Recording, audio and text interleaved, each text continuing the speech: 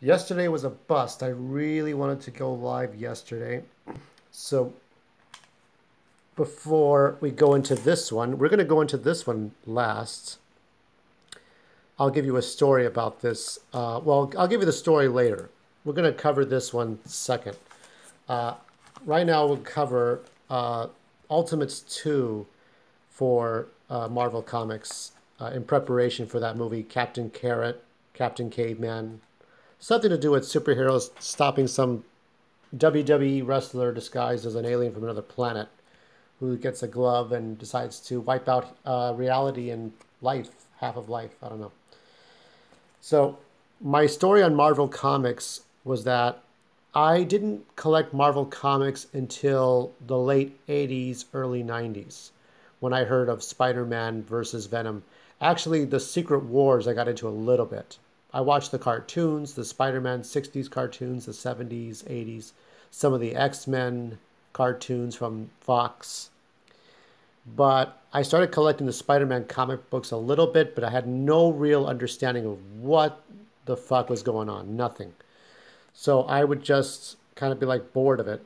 And it wasn't until we get into the Ultimate Marvel Universe that it was sort of the reset button. It was like resetting all the characters you knew from 1960, 1962, 1963, all the way to now. I think they started out with Thor and Iron Man, then they got to Spider Man. When they got once they, oh no, Fantastic Four, then Thor, then Iron Man, then Spider Man. Once they got to Spider Man, then they were on a roll. They weren't going to do monster comic books and, you know, Patsy Walker and Millie the Model and stuff. They were going to do some real stuff here. This is not Millie the Model. You will, I don't think you will see Millie the Model or Patsy Walker, at least not into some capacity tomorrow or tonight. Be careful when you go to the theaters anyway. So this is Ultimates 2. Now this one closely, I feel, relates to the movie Tomorrow because of all the superheroes that gather up at the end and all the characters that assemble. This is the sequel to the first. This is the last Mark Miller story that, I mean, because Mark Miller focused on other projects. He focused on his own stuff. But when he did the IPs, he did some really good work. I mean, you see Red Sun, you've seen Wanted, not the movie, just the books that Mark did. And it was based on his brother telling him about superheroes being killed off and stuff. But whether he did Wanted or whether he did this one, he always, or even Ultimate X-Men, he always had a very dark, cynical dialogue, and kind of like based upon maybe the way his brother treated him when he was a kid. His brother would always tell him off and tell him how big his cock was, and Mark Miller couldn't measure up to his, literally. And so when you see the superheroes, when you see Captain America, Giant Man, Wasp, Nick Fury, when you see these characters talk down to each other, they really talk down to each other, like big brother picks on little brother. This is a Mark Miller thing all the way through. So we'll go kind of, I'm basically spoiling this. So if you haven't read this, go ahead and switch off now. I will give this a rating of, I will say, a 9 out of 10. Not a complete 10 out of 10. I felt there were some missteps, but I give it a 9 out of 10. This is, really good stuff. I'm just going to flip through this. You may see the images clearly. You may not. Let me see. I think in some cases you're not seeing it clearly. Can you see it clearly? A little bit. Some of it's blurry as hell. I don't think you can. No, I don't know. Just do the best we can here. Oh, remember this movie? This was terrible. So yeah, this takes place 1 year after the events of Ultimates, when the Hulk went on a manic depressive rampage and killed a lot of people. And you had Hydra as the enemy. Hydra was the main villain.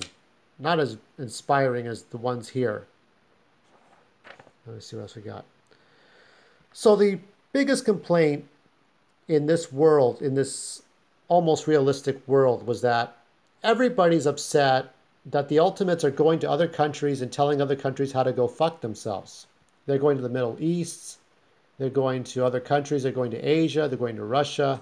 They don't want the Americans do not want stormtroopers. You know, this is America in the you know, post Star Wars era.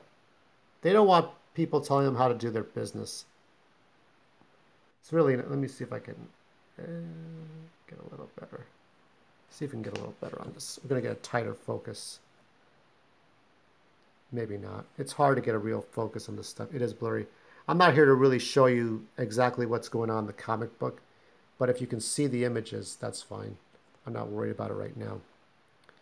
So we have Captain America doing his thing, and everybody's upset. Everybody's upset that these superheroes are doing whatever the fuck they want.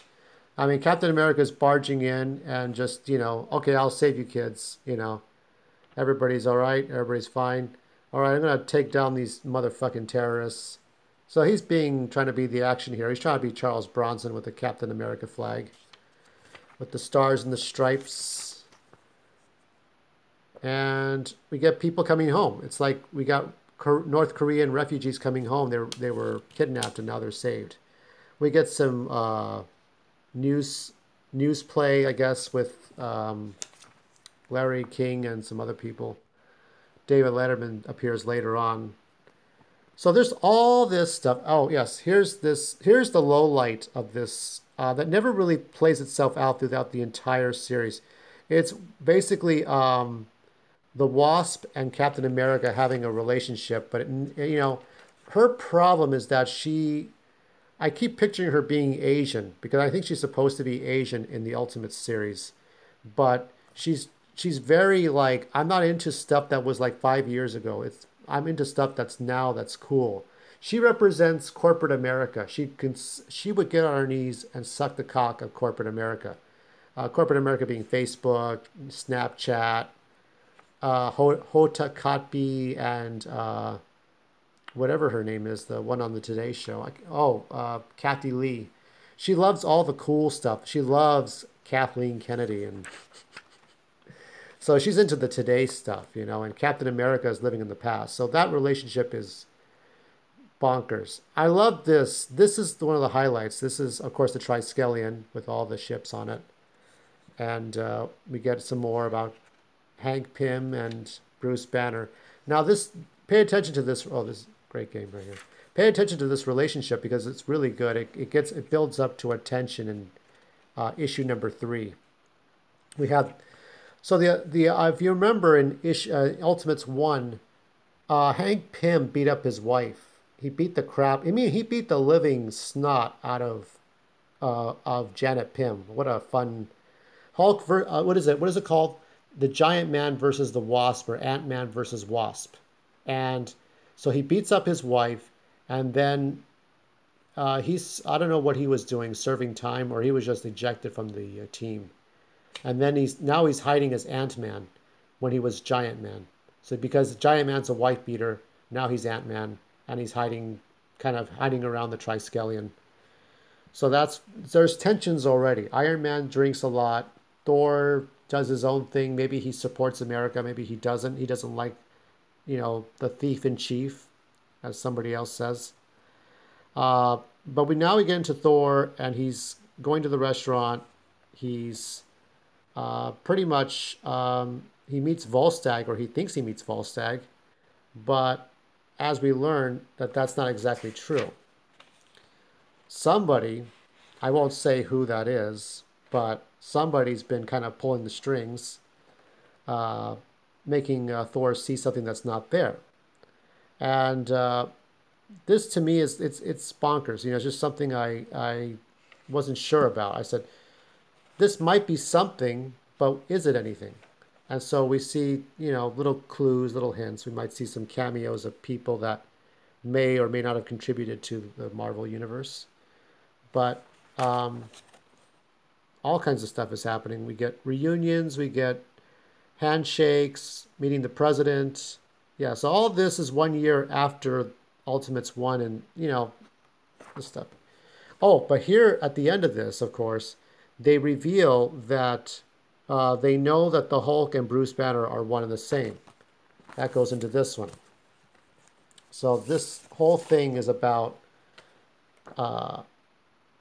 well, first we get into this whole Iron Man nonsense. This is Iron Man saving a submarine. We got Black Widow, his future bride, his future wife. We got his butler playing strip poker. We got all kinds of stuff going on here. For Wanda and Pietro, Quicksilver and Scarlet Witch, they have this sort of closet sexual relationship that may or may not be true. I think Mark Miller leaves it ambiguous on purpose.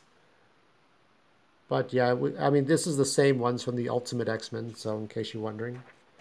What else we got here? So I'm just kind of going through this, walking you through this to know if it's worth picking up and what you're looking forward to. Yeah, so they're dealing with the fact that what are we going to do now that Hulk is now known as Bruce Banner? So the first thing everybody thinks of is, why did they let this happen? Why did the American people think, why did they let this happen? Let a murderer sit on their team. But what they're thinking about right now is, how did this information get out? How did somebody figure out that the two are the same? So we're going into the nightclub with Thor, and Thor and Captain America have a pissing match. People get involved. It gets a little ugly. All these things that are happening right now. A lot of exposition, a lot of talking down. A lot of talking down. Mark Miller was known for this. When you look at this comic book, you think this is a timeless comic book until you realize there are no smartphones. Half the people have flip phones. And you look at the commercials. I think the original God of War was advertised in here. I think this magazine is that old. And there were late comings into this. I mean, two or three issues came in late. Now those are the last three issues, like 11, 12, and 13. That's the real problem here. That's how old this issue is.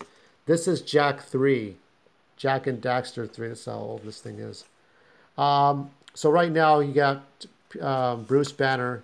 He is in his happy place, childhood memories. Professor X is helping him with this.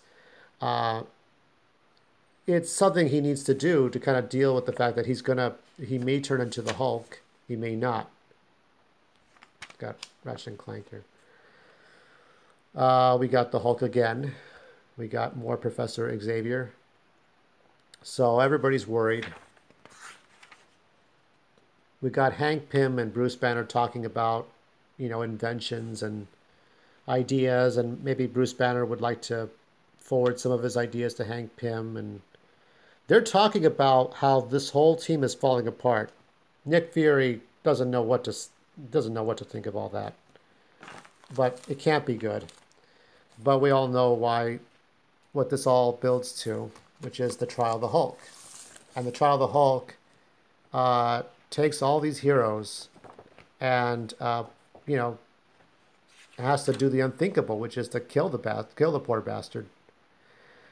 Now, from what I've read, the origin of Hulk, well, I know the origin of Hulk for the 616, but if you look at the Ultimates version for the Incredible Hulk, it would seem that it was very similar to the 616 until you get to Ultimate Origins, when you see that Nick Fury, when he didn't look like Samuel L. Jackson, when Nick Fury got Hank Pym, Bruce Banner, and I think it's Richard Parker, Peter Parker's dad, they got together to invent some ideas.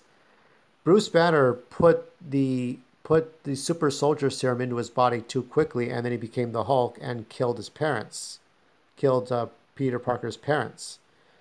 And so Nick Fury ended up having him shipped to a facility with General Ross, would be the custodian of the Hulk. And from there, the Hulk and Spider-Man eventually would meet, and down the line, you'd have the Ultimate story pick up after that. So Bruce Banner did not have to be the Hulk, but he chose because he was an idiot. So right now he's on he's on trial. He's not there at the trial, but he's kind of watching the trial, I guess. And we have some guy that looks like what is it? Inside the Actors Studio. I keep forgetting the guy's name. He kind of looks like that guy. And we have uh, Daredevil, Matt Murdock, defending the Hulk. So they're going over all these things, semantics, circumstantial evidence, all this stuff. Everybody's talking. Thor is talking about, one thing or another. We have Betty and some drama here, some CW drama or Archie drama. What we call Riverdale kind of drama. This is all right. And we have more of the case. And here we get to this point. You see Nick Fury. He talks to Bruce Banner. He's got, he's just thinking this is the end for me. More commercials. At this point now, he figures that he's done for. But then he tells him, "Oh yeah, everything's fine." They threw out the whole case. We got some champagne. We can celebrate. But everything seems a little forced. You can kind of tell. It's like we're just gonna toast and we'll get you out of this cell and everything will be fine. So, as you should know, it doesn't end that way. And it doesn't end the way you think it does if you know your trivia. So, Betty's mad, but what can you do? This is one of those things that ends up happening. It is one of those things that ends up happening. And we get the Triskelion. That takes off. And Iron Man sets up, checks the body, or puts the cross on it. Well, they know he's not dead, but they don't know that he's conscious enough to figure out what's going on. So they give a whole spiel, a whole memoir, a whole eulogy. Then Hank Pym comes home. He's calling to say, thanks. I just called to say thank you. And at this point, Hank Pym knows who it is. This is Mark Miller. Just like the fact that if this was a movie or at least an audio, there would be a lot of spoilers before there should be spoilers. But you would know who this is because obviously this person is walking away. You could hear the piano theme. You know who that is. So that was a little bit of drama. This one goes into brothers. And which brothers we're talking about, of course, Thor and Loki. But he's not called Loki here, is he? The ultimate stop another crime from happening.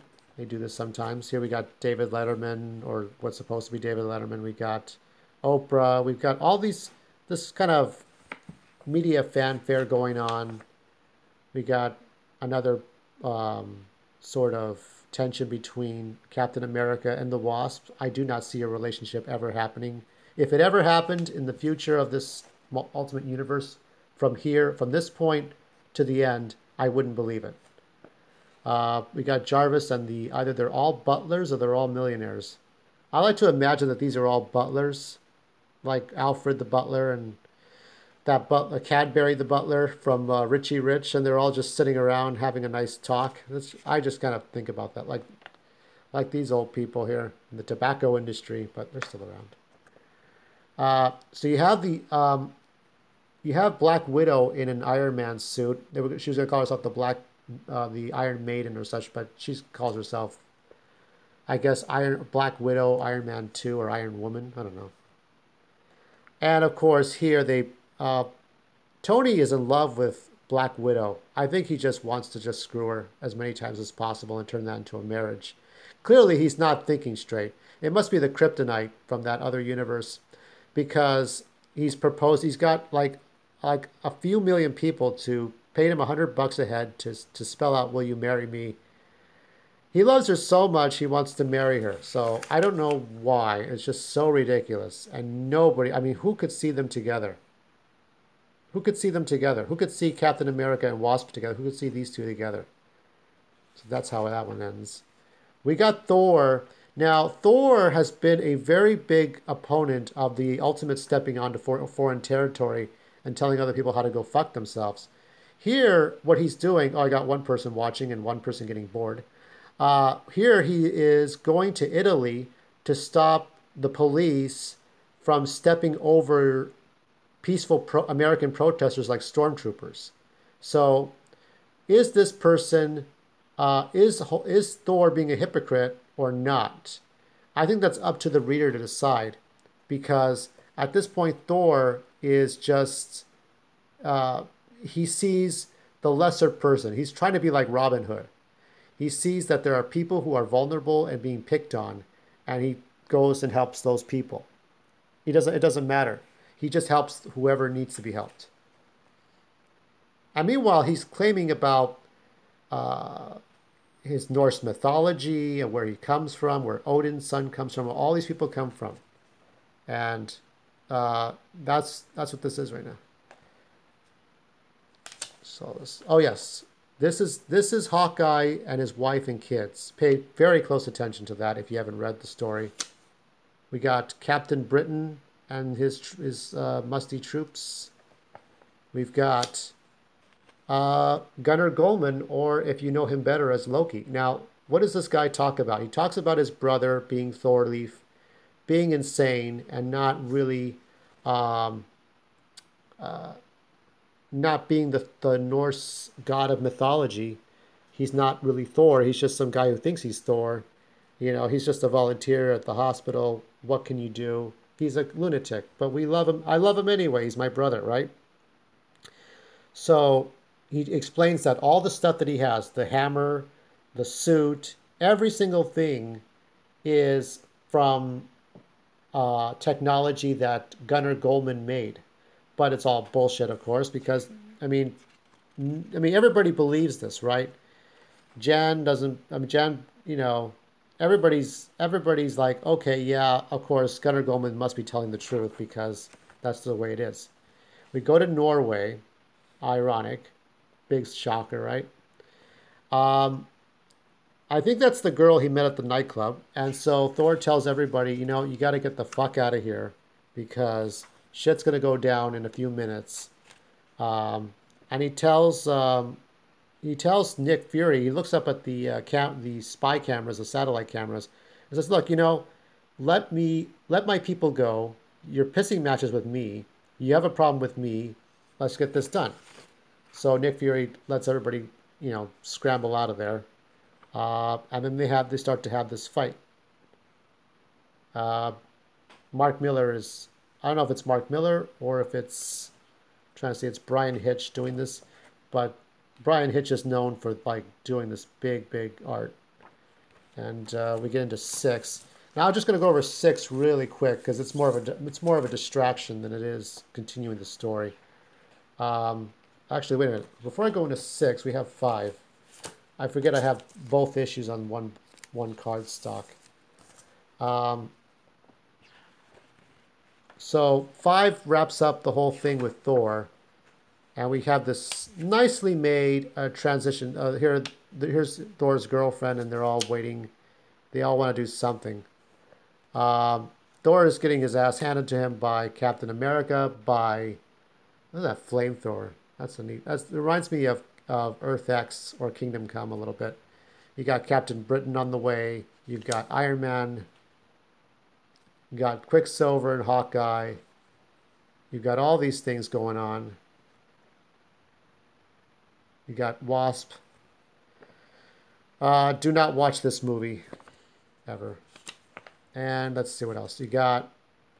Yeah, I mean this whole thing is about, it's not just within the story. Mark Miller wants to fuck with our heads and say, you know what?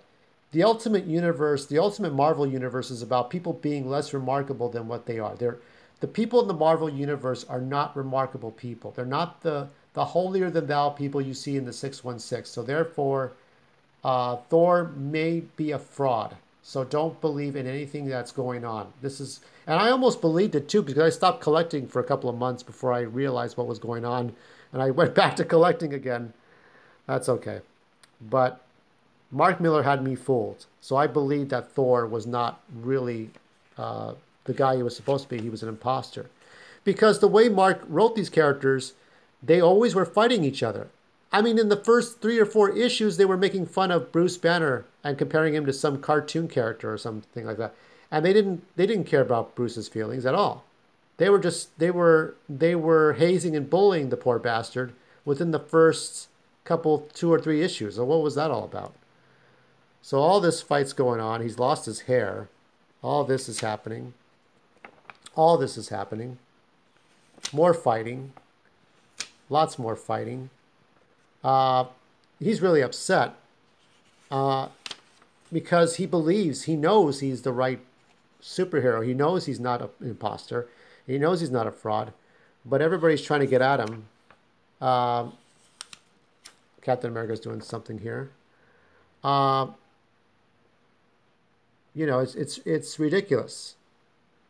And you got Loki trying to be like, oh, I don't understand why this needs to happen. Also, you know, posturing. All this stuff that's happening. We got the original God of War here. Thor's mad. Thor's, you know, we got Captain Britain. We got Quicksilver. He's angry. They took his belt. So Quicksilver took his belt. And he's angry at Father. What can you do? So that's what happens here. Here's the Matrix Online. I remember that. Yeah, he's done at this point. This is the part where, this is the ugly part where Loki talks to him, and you think, well, he's hallucinating this, but maybe not.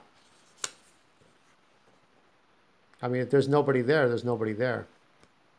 But there is something there. And he's fucking with him. He's fucking with him this whole time and trying to get Thor to go even madder. And something's coming up in the Middle East, which sets up the rest of the story. Now this is a distraction. It's basically Hank Pym trying to find a living outside of the Ultimates. He tries to do it with these Defenders. The Defenders here, there's the Giant Men. They've been trying to work on the Giant Man formula and getting other people to, you know, take over for him. Because nobody wants a wife beater for a superhero. It doesn't work. It doesn't work at all. So he moves on with his life. Here you have the Defenders. You have Darkhawk, Nighthawk, and you've got some other people in here. Valkyrie. I think you have Patsy Walker, one of the original 1950s heroes of Marvel Comics. Oh, that was a time. Just read the history of Marvel in the 1930s and 40s and 50s. You got Hank Pym here meeting everybody. Nobody here has any powers. You got a nice shot of Valkyrie here. Nobody here has any powers, and everybody wants to do better. It's like trying to get you and your Starbucks friends. If you're a millennial and you're watching this video, try to get your millennial friends from Starbucks to go and be superheroes. And that's exactly what this whole one issue is about. There's some nice art. Largely it feels unnecessary, but there are some plot-moving things that go on. Hank Pym tries to get Nick Fury to change his mind about using him again. He doesn't want to be anywhere near Hank Pym. Hank Pym is the bad guy all the time. Every time. I have no idea. And look at Janet. She just loves wife beaters. She loves to get her face thrown against the wall again. It turns her on. I mean, some women it does. It really does. I know it's been in my family. I don't like to see that, but whatever. I mean, some women need real help with that. But Mark Millar knows how to write these very dark, damaged people. And I'd like to see damaged people, you know. And it just...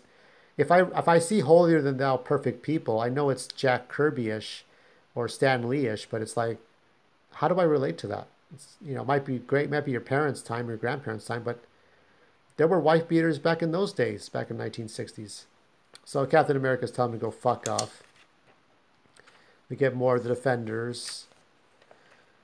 We have a really, well, see, some kids are taking cigarettes, and of course the Defenders come in, and of course they screw up everything. They get their asses handed to them. Giant Man saves the day. because Giant Man does this. But of course, when he does this, what does the photographer do? He just ruins everything. Fantastic. Um, fantastic. Idiots. So everything fell apart. Doctor Strange should have been part of this team, but they don't know these people, so he doesn't know them. They don't know him. Everything has fallen apart. The X-Men are not going to be part of that team. It's just, it's ridiculous. So Hank Pym's a complete idiot, a complete loser. And here we have a hand.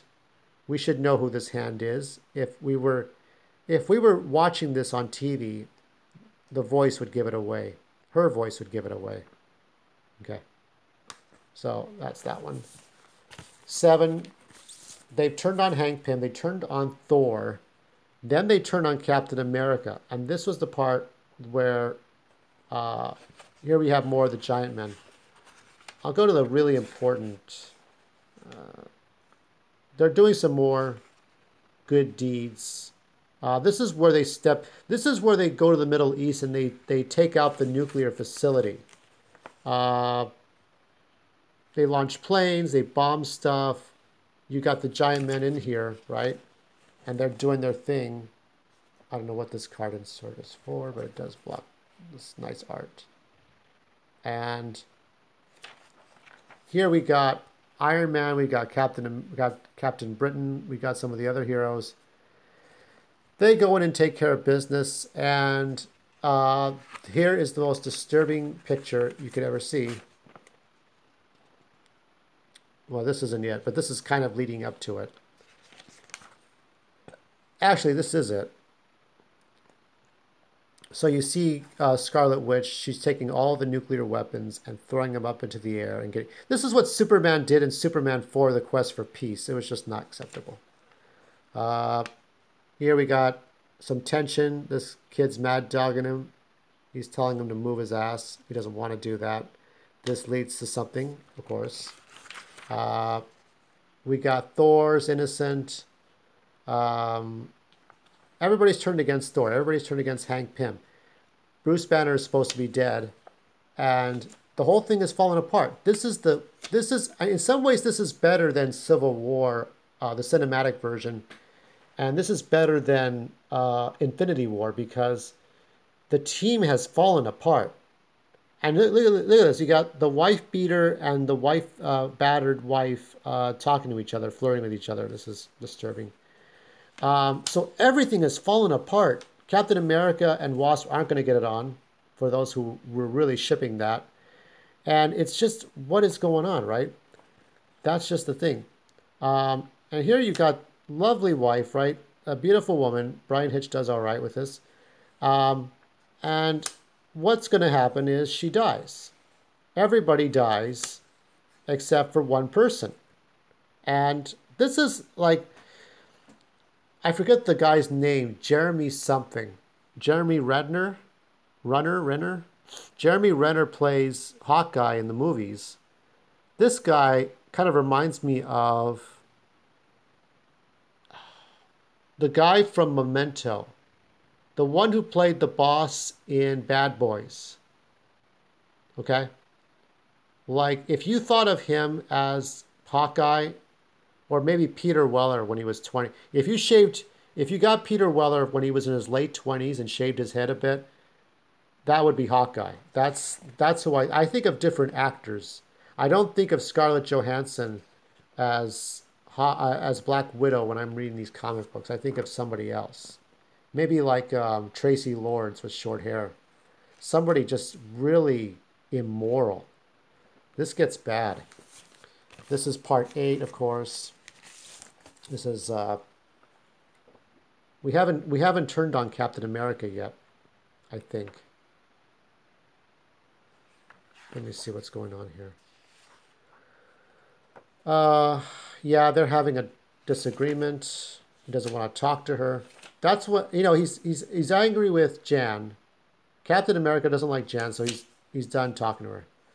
And here we've got Nick Fury, and Nick Fury is trying to figure out what is going on. From what he sees, it appears that Captain America killed Hawkeye's family. And that couldn't be further from the truth, because this is all a bunch of dominoes being set up. So Captain America and Bucky, they go about their lives, and what is life? What is the meaning of life now that you've been frozen in ice for 50, 60 years? You come back, and things have changed. People are materialistic and shallow, which Janet is. She is. I'm sorry, she is so damn shallow, right? I don't feel anything for her. It's hard to feel for her when she's actually saving the day. I don't really care for them. They kiss and make up later on, but that's not the point. So we got these sort of Iron Man clone robots, whatever. So Nick Fury is gonna beat the living shit out of Captain America. It's ridiculous, but nobody has their common sense. I think this was the issue where I stopped reading for a while. I skipped a couple of months. I didn't want to read anymore. I said, if this was the plan to really step on these but I should not have underestimated Mark Miller, because Mark Miller is really good at this.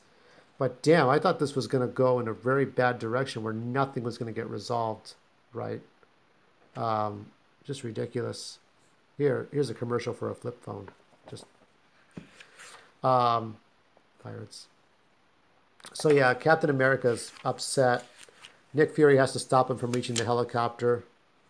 Hawkeye, I think it's Hawkeye or somebody else. No, Hawkeye, somebody else stops Captain America. Yeah, this robot here, I think. Oh, God. Yeah, she's getting ready for her wedding. Stuff is happening. I don't know. I think this was part of Loki's plan to discredit Iron Man. Billion of way out on good authority after something. At your Nevada base. That's 5 years ahead.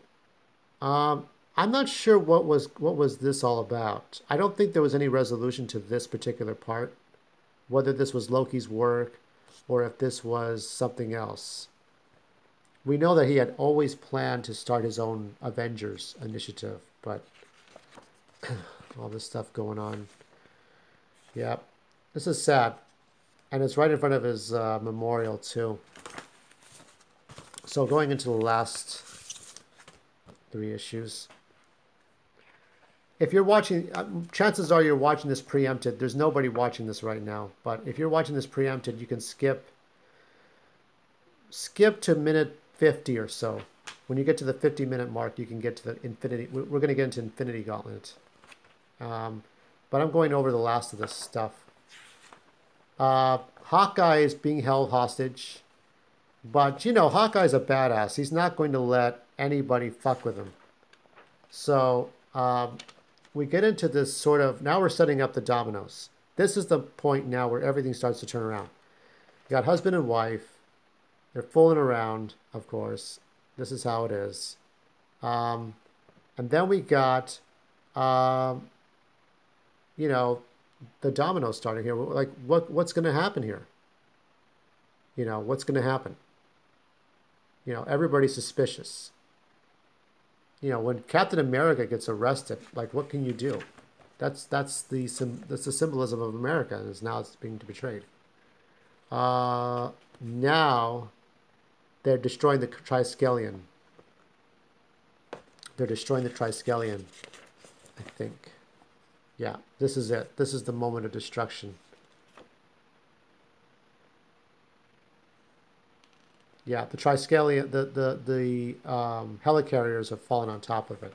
This is the point where everything now changes. We go into this war. That's Metroid Prime Pinball.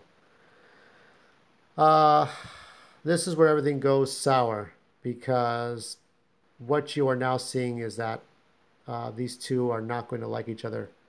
But this is more justified than, husband versus wife, because she's just an absolute traitor. And Jarvis dies, and we don't see him anymore. This is really sad. Some people didn't like him, some people did. And then this whole thing explodes. this whole thing that goes on explodes. It's just one thing after the other. It's just all the, it's cinematic movie from this point forward. I mean, this is better than the first Avengers movie, the ending of it. We have all these conflicts going on. One conflict after the Quicksilver does his thing. Scarlet Witch does her thing. This reminds me of the Undership in Camino and Attack of the Clones. Just that perspective. We got all these ships, all this stuff happening. All these good guys versus bad guys. I like this. I mean, Brian Hitch can really draw 20,000 people at once. He can really get that down, give you a scope and scale that betrays anything else. I mean, what is that about? And you know we're getting to a certain gatefold cover or gatefold insert. So yeah, at this point, Captain America, Nick Fury lost his arm. I think it got cut off by one of the green troopers. I mean, it sucks, but that's what ends up happening. I think he got his arm back, but I'm not sure. And then we see Loki not hiding anymore. We see this guy is, of course, the guy that was in the Middle East, the kid. We have our cast of characters for the villains. But Thanos and Loki are probably on the same kind of superpowers, except that Thanos is more powerful in the movie, as you'll see what Thanos does to Loki. And things play out at the end of the movie. I mean, if nobody read, well, we'll get into Infinity Gauntlet later. But here we have some more conflicts. We have more we got Statue of Liberty. Here are our cast of characters, and you've seen all this before, but here they all are, like the exact opposites of the Avengers or the Ultimates. It looks really nice. Last 3 issues. I'm probably just going to thumb through this. Here was the kid, and of course he gets the super soldier serum of some kind and becomes like Captain Russia or whatever the hell he comes. So we go to today, or 1 month ago, and they start to show Abomination. They start to show Crimson Dynamo, another speedster, somebody that can do the Wasp powers, Schizoid Man, and all these different people. And so they're ready to go. They're ready to take over America. This is an anti-American terrorist espionage sabotaging story. This is it. There's New York City. These next few issues took forever to get out. I think it was just Brian Hitch taking 1,000 years to get this done. It's beautiful. Look at this. Look at this death and destruction here. But that's what this was all about. This is leading to this. And we get more of the villains bantering. Now, of course, what does Hank Pym there do? Is he really there to care, or is he not there to care? Is he there to be a terrorist? I don't know. But he was kind of making a spiel that he was a double agent for the evil Avengers when Quicksilver didn't buy that load of shit at all. And I don't think anybody else would, because they thought the guy was so screwy. But it's up in the air how you want to interpret that. Do you think that Hank Pym was a terrorist, Ultimate Hank Pym? Or do you think that he was trying to be a good guy in disguise as a bad guy? But, you know, look at, I mean, you're standing next to terrorists. What do you think people are going to think? Yeah, so you got this woman trying to find the president. All the bad guys are looking for the president so they can hold him hostage as a token. Jarvis is still dead. We got the Black Widow, and Tony's outsmarted her by using nanites to control her being. So she's out, she's unconscious. And, you know, Tony Stark is going to get ready to get things done. You know, it's like,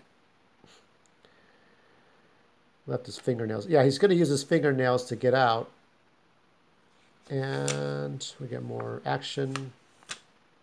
He's not happy. He's going to get the gun and start shooting. Kills a bunch of people. This is the part I didn't like. Captain America and the Wasp. Yeah. She releases Captain America. Here's the stupidest ending to this. Now, these next ones took forever. I think this one came out a couple of months later.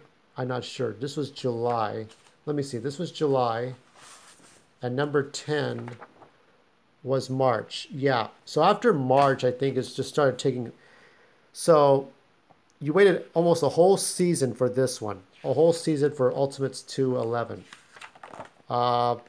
Here's the whole rescue for Captain America, for Wasp and Captain America. Here they get together. Isn't that nice? No, it's not. Not at all. They're just, I mean, you know, they're looking for Thor. Thor's gone. I just didn't like that relationship. It just wasn't anything. There was no substance. Here we got George W. Sitting in the plane. We got the anti-Thor coming up and trying to harass the president and try to put back Knots Landing on TV. I don't know. Knots Landing is a good show. And we got a Superman in a Marvel comic. That's not a bad thing. Here we got Brussels, years before the terrorist attack. I mean, you know, we got Captain Britain. You got everybody looking out for everyone. Now here, at this point, they're at the White House. So the fight has moved from New York City to the White House. We get everybody gathered together. We got some guest stars. We got some cameos. We got X-Men. We got Spider-Man and the Fantastic Four captured. They were just overpowered, and that was it. So they're at Steve Rogers and Janet. They're at the White House too, trying to figure things out. And Hawkeye's back on top. He's back in action. We got other stuff going on here. What else we got here? People punching through the walls. We got... This was for Civil War, before the movie. Remember, this was 2006. We got New York City. We got, let's see. Oh, yes. So Tony Stark is in his old Iron Man suit from his, it was a prequel called Ultimate Iron Man, the first series. I'd only collected the first series. I never got the second one. But here we got him going all the way up to the space station to get Iron Man 6 ready. Look at all these different suits. So this is Iron Man 6. It's a giant thing. We got Captain America fighting some more evil soldiers. Not much is happening here. We got Abomination. Well, how big is Abomination? Did I miss something? Let me see something here. Wait a minute. Let me see his proportions again. I didn't look at that the first 10 times I read this comic book. Let me see the cameo again. Oh. This is going to take a little while. Yeah, probably in 10 minutes I'll probably show the Infinity Gauntlet. Yeah, here he is here, right? He's about... God, let me see. If we're to assume that this guy here is about 6 feet tall, so what is he like? Is he like 12 feet tall? What is he? He's like the size. He's like the length. He's the height of a freeway tunnel, I think. But then we get Captain Russia here. I don't know his name. Wonder Man, Captain Russia. I don't know. This guy's a complete idiot. Complete goon. We got Loki sitting on the sidelines while Hank Pym talks to him. He doesn't want to reveal his powers yet for fear of his father, the almighty Odin, getting pissed off. So everybody's running and hiding. And somewhere someone is waiting. And he's going to reveal himself. I think we all know who this is. Because as we know, the Hulk isn't really dead, is he? And we get this big reveal. This huge reveal. I mean, just fantastic art. It's fantastic. And now Hulk is more coherent and much more intelligent than he was before. Now he sounds like the Hulk we all remembered from the old comic books. And let me see this one. This is number 12, right? Let's see when this one came out. This one came out August. So I think this one came out the next month after this one, correct? Yeah, this one came out a month. Oh, this is nice. And look at this spread here. Here's Spider-Man, here are the X-Men. The Fantastic Four are over here somewhere. And we got the Avengers, or the Ultimates as we call them. We can't call them the Avengers. They were called Avengers later, but this is all, you know, this is great. Great art, great fantastic stuff. And we get into it, and all this stuff happening. Giant iron machines. We got Abomination and Captain Russia over there. There's a big old fight that's going to happen between these characters. But Darth Maul wants his lightsaber back. He doesn't get his lightsaber back. He got the Speedster. So this is all free-for-all fighting. Captain America versus Captain Russia, or Captain... Actually, we can't call him... I'm sorry, I'm calling him Russia, but he's Captain Middle Eastern, isn't he? Captain Iraq. Captain Iraq. That's what we should call him. So it's Hulk versus Abomination here. This is neat. But yeah, we got the Speedster versus Hawkeye. Hawkeye's not going to win unless Quicksilver does something.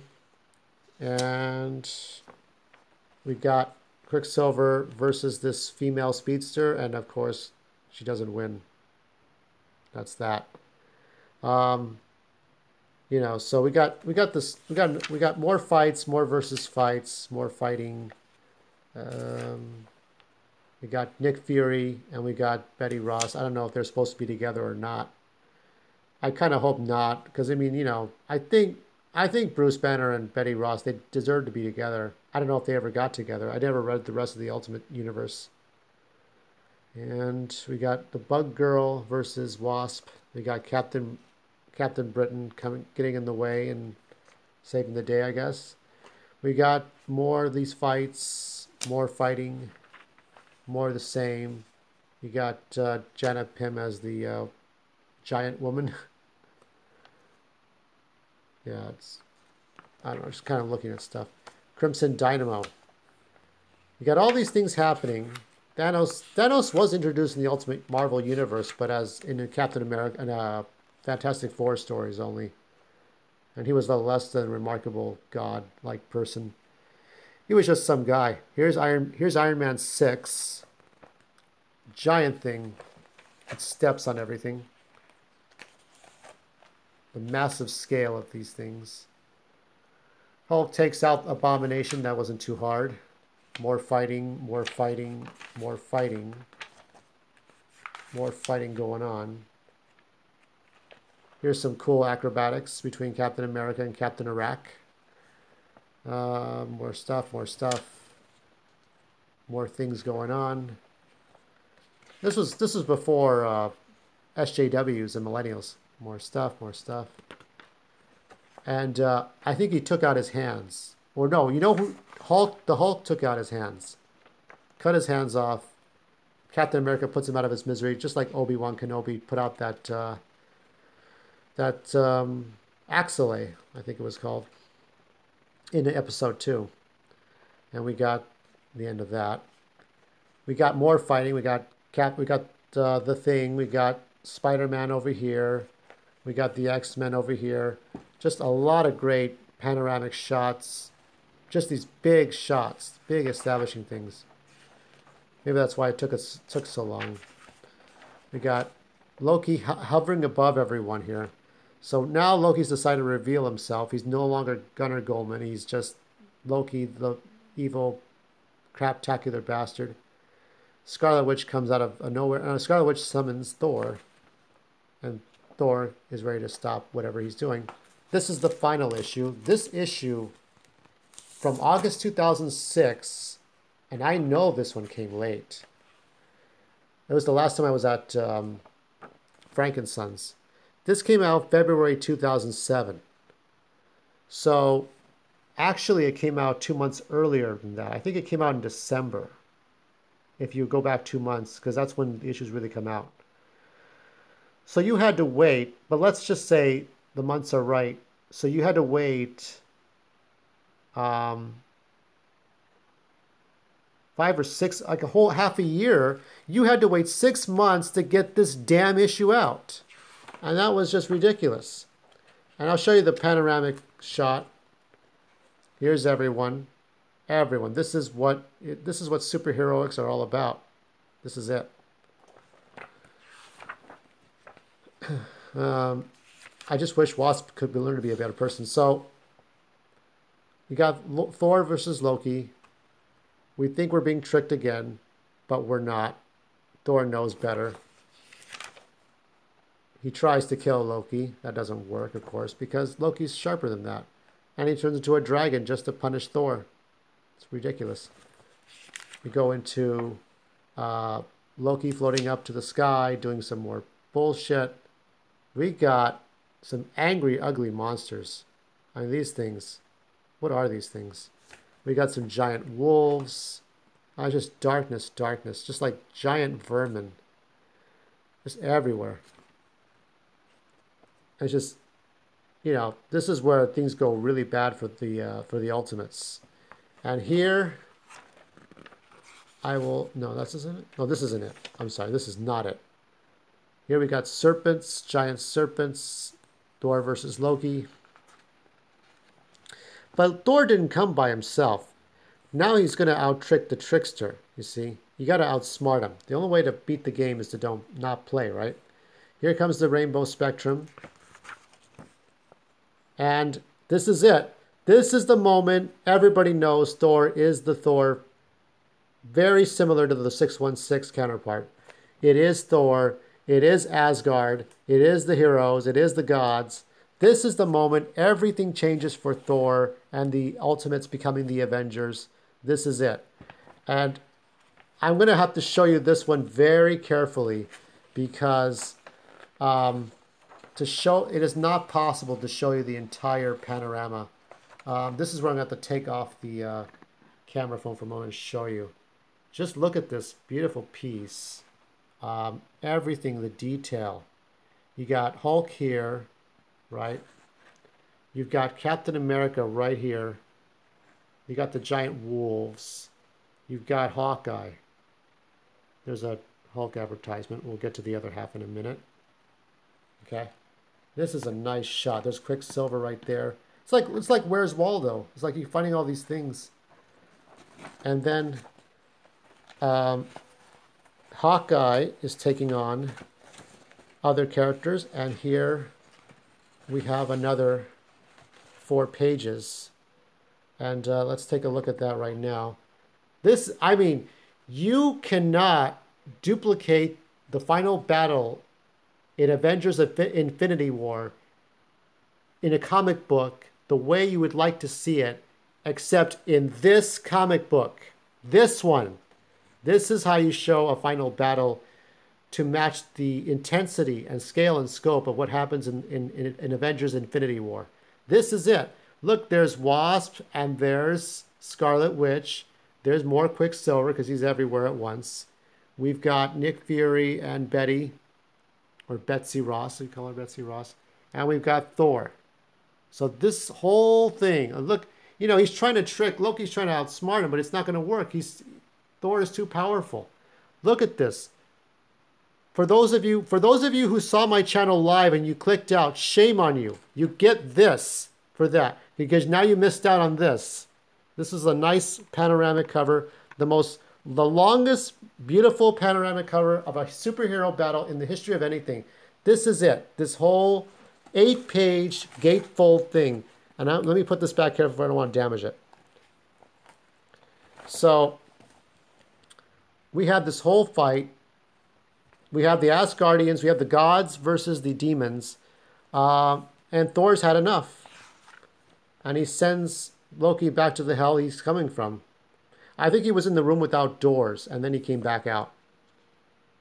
Um, you know, this is neat. I mean, just fantastic.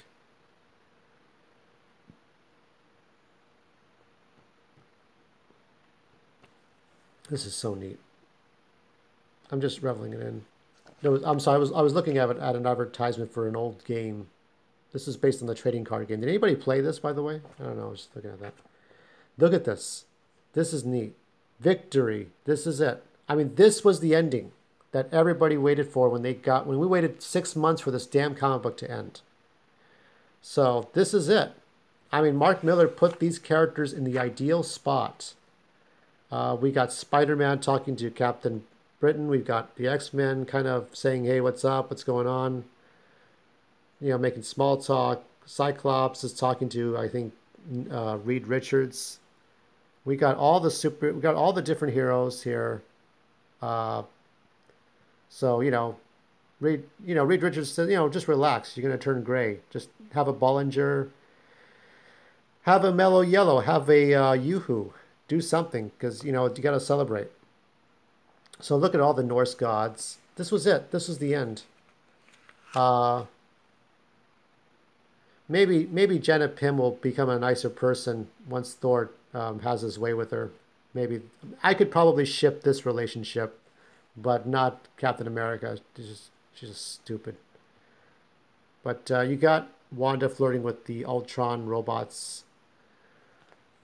Or is it Vision 2? I can't remember. You got the last guy from the terrorists giving himself up. I guess he could have ran away, but no. So we got the news coverage stories, wrapping everything up. That's pretty much obvious. And Nick Fury saying, hey, you going to quit? Yeah, we're going to quit. We're done. We have to quit. We can't do anymore. I mean, we've done enough. We've crossed lines, and we need to go and do something else. So the way it's going to work now is that Iron Man supposedly will start funding the team, just like in the Avengers, just like the old days. And it'll distance the government from being associated with the superhero test treaty ban or ban treaty against superhuman beings. So the government is now keeping superheroes at arm's length. And of course, it wouldn't be complete if we didn't kill the Black Widow for what she did, because she was a complete cunt. Not so much that she broke Tony's heart. Hawkeye could stand that. But just the fact that she killed his family. It's just, that's the line you don't cross. Ever. Ever. So Tony learns to get over his ex-wife. I don't know if he would ever get with Pepper. He could, but that's not this universe. That's not this. This is not Robert Downey Jr., This is the way it is. And we get, let's see, oh yes, these two are flirting with each other. Nobody really cares. Yeah, nobody cares. But we do like to see this couple. This is a nice couple. And it just reminds you of a simpler time before there were ever a bunch of superheroes running around loose. Okay. And that's it. And this is how it ends. And I liked it. 9 out of 10. Now we will get into Infinity Gauntlet. The setup is very similar to the plot of Infinity War. What's going to happen is, now the spoilers will tend to I only read a little bit of spoilers for the movie, for Infinity War. But what's going to happen is, you got Thanos, and he's going to use the glove, just like in this issue here. And he's going to use the glove to kill half the population of the universe. Okay? To appease death. That's death right here. Here's Mephisto. I bought this particular issue back in... Actually, I bought this issue maybe 12, 13 years ago. Maybe more. I think I bought this issue maybe around the year 2000, 2001. Somewhere around that time period, 2000, 2001 is when I bought this particular issue. It was on sale for $5. No real, it wasn't on a wall. It wasn't, put in a plastic, no CGC plastic hard case, nothing. It was just in a box with other stuff. Because it was just another story with Thanos. But now this one is worth at least $50, at least, if not more. And it'll go up in price. But I dare take this comic book out of the cover very carefully, in the nice condition it's in. I'm not using tweezers or gloves to open this up. It's not. It's not Action Comics #1. Okay, so I mean, if I would put more care like that. But we can do a little bit here. So this always it just talks about Thanos, and Thanos has this power, and he's going to do whatever the fuck he wants to do with this power. And Mephisto is, you know, he's going to take the power, and well, Mephisto wants to take the power for himself, but Thanos is going to rewrite time. Basically, Thanos is Darkseid finding the anti-life equation, and now he can do whatever he wants with it. Thanos and Darkseid. There was a Thanos side in the Amalgam universe when DC and Marvel were fighting together, were working together in 1996. So I'm just going to go over. We start with Thanos, you know, talking to Mephisto. Then we go into Doctor Strange. Silver Surfer warns Doctor Strange about the Infinity Gauntlet and the stones. And we'll go over the stones because I forget some of these. The Space Stone, the Time Stone, the Reality Stone. We have Death. I don't know what his fascination with Death is. I think for him, Death, because Death is a woman, right? But also Death is someone that represents the end of everything. And Thanos likes to look ahead. Like all despots, like all dictators, he wants to look ahead and see what becomes of everything that people do and that he does. He wants to know everything. He wants to have everything. Having this Infinity Gauntlet gives him the power to control everything. He's basically Mxyzptlk with a very angry tone. I mean, if Mxyzptlk could rewrite reality, and the Joker could, given his twisted mind, then why couldn't Thanos? But he can do anything now. And everything is his to do. So here's this gauntlet. Showing this very carefully. This is his Infinity Gauntlet. It's ridiculous. So here are all these different. I don't know who these characters specifically are. You got the soul, the mind, power, time, reality, and space. Now in the movie tomorrow, or tonight, midnight showing or movie, these things are extremely important because some of the superheroes will have it and some not. One villain dies at the beginning of the movie, and then half of the characters die, just like in this comic book. And there's a big old battle, not unlike the episode 1 Phantom Menace when the Gungans were fighting the battle droids. So you think of all those things. And I've seen the reviews. I've heard the reviews. They said they're very good. So no SJW agendas, no Kathleen Kennedy-esque things going on. So I think you're fine. Take your friends. Maybe wait till Saturday. So this is what he's doing. He's twisting reality. He's twisting everything that he wants to do. We get these 3 stupid people who got into a car crash, and now they're well, they're going to become something more. You know, they're going to become something more. I don't know. I never read the rest of the series.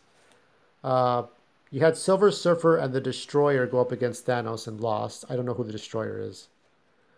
So these 3 people that got into a car accident, like Metallo, become different kinds of beings. They become something more. I'm not sure. She's not turning into She-Hulk, that's for sure. That was in the 80s. And we've got other things going on. It's the heroes can't figure out why she would resurrect Thanos, but I think that she was testing him to see what he would do. All this time that he basically, the killing half the population was the thing he does at the very end of this comic book. But at this time, he's trying to seduce her. And he seduces her by bringing back somebody between life and death, his future granddaughter. He builds a monument for her. He builds this whole monument for her, right? And that doesn't work. Like, she's not impressed. He can move planets for her. He can bring back somebody from the dead. He can build gold thrones. He can do all this stuff. And she does like this stuff, but it's not why she summoned him. That's not why she called him, right? Yeah. So, I mean, Mephisto's sort of his lapdog for now. And, he tries to do everything. He tries to impress her. And Thanos still, cannot get her to do anything. So, at some point, he takes the dead grandchild he had resurrected here, this one here, and destroys it and says, well, that's no good, that's no good, that's no good. And it's like he says, it's what you haven't done that riles the maiden. What haven't you done yet that she summoned you for a reason? And I think she can sense what he wants. So, I'm not sure why I think that's why Marvel Comics made the Grim Reaper a woman, so that Thanos could seduce her and all this stuff could happen. This is a lot of angry gods, Roman gods, Greek gods kind of tales, stories. I have a book about that. I read other stuff besides comic books, I read about Greek mythology and Asian mythology and Roman mythology, Aztecs stuff. So we get Spider-Man witnessing people going. So he sees people down there, right? But now he sees half of them. So half of the people are going. Captain America sees the same thing too. He sees, let's see, who did he witness going in this one? Right, he sees Cersei go and Hawkeye go. And the same thing happens with Nick Fury. Nick Fury is witnessing people leaving, people just disappearing. Nothing he can do about this. You got Hulk witnessing the same thing. Hulk is, at a bar. You could see this as a spiritual sequel to Ultimates 2, if you wanted to. Ignoring the fact that Nick Fury's white. You got the Skrulls. They're trying to figure out what's going on. Everybody's confused. Wong has disappeared. So much is going on. So much is happening here that it's bonkers. This is people disappearing. People are going, and because of one person, Thanos. Jim Starlin did some great spacey art, and this ends with the three people at the end, and that's it. Let me put this back properly. Hold on a minute. So what did I think? I didn't think much of this. I thought it was cool. I thought this is a great, portrayal of a villain. But now I'm going to hold on to it and put it in my lockbox because it's worth a lot more now. At least it's worth 50 times or 10 times as much as what it was when I bought it at the swap meet. I bought it at a swap meet in Southern California back in 2000, 2001, I think. But I'll leave this here so we can, because I'm going to close out in a few minutes. So overall, I liked both stories. I liked, Ultimates 2 more than this one. But the thing is, for this movie, I don't know if I'm going to be able to see it this weekend or not. I'm going to try. I may not be able to. I don't know if I like the look of Thanos in the movie. He looks like a WWE wrestler. He looks like a big redneck-looking guy trying to be an alien. I don't know why. Maybe I need to be more, in a more specific mindset. But it's just, to me, I'm not sure. There are going to be some negatives to the movie. But I think overall, the movie will be good. This comic book is good. There's a True Believers edition of this. I know people can watch it on their phone, but look at the actual physical comic book and get a hold of this. If you buy the original copy, you're hardcore. You had some money to burn. And if you get the single issues of Ultimates 2 and not get the trade, you're hardcore. But Please read this and then read this, and then you'll get a whole lot more than you ever did before. So this is just a briefing before you go see the movie. This is Maestro Drake. I'm going to have a gaming night tomorrow, maybe Sunday, but I know Friday and Saturday I have video games I'm going to go up and play. I think I'm going to play Lego Avengers tomorrow night. So I'll see you all then. Peace out, and don't kill each other. And that's it. And goodbye. Enjoy it.